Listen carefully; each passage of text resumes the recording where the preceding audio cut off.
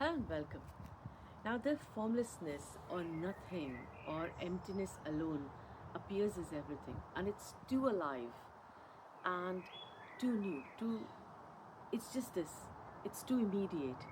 It's it's just this. There's nothing beyond it, and this nothingness or emptiness or formlessness, whatever you call it, it simply is energetically dancing or singing as what is appearing. And it alone seems to, it does not actually, it seems to appear as this contracted energy. And seen through the lens, it alone seems to see through the lens of this contraction or self or I or me or whatever you call it. It alone is the self, apparently appearing as a self and apparently appearing as a lens, and it alone is apparently seeing as the relative. So it alone appears as the absolute, the boundless.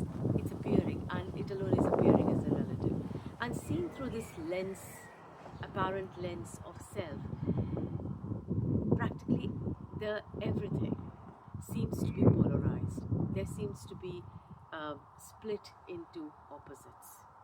Of course, there are no opposites, and it seems to create two duality. It seems to appear as this duality, while there is no duality, but it seems to appear.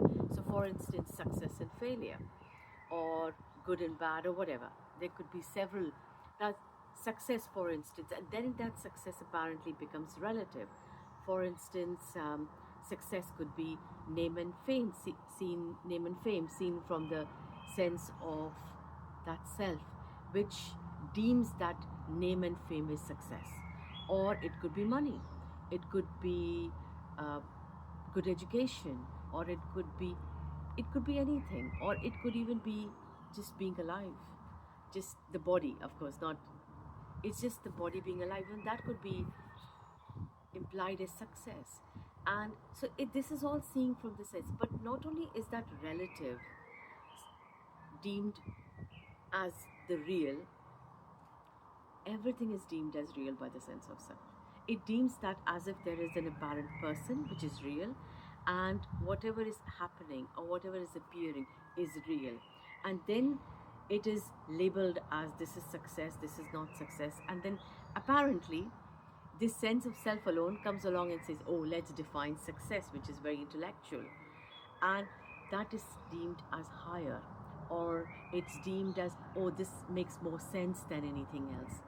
Whereas that is the dual dream as well. That is also seeing apparently the labels through a different lens. But it's the lens of the self, it's the lens of self, it's the lens of contraction.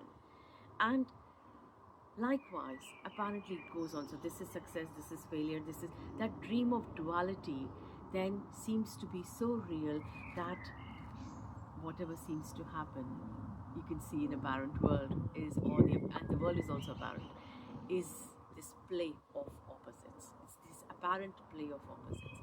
Whereas even this apparent play of opposites is not something that's going on.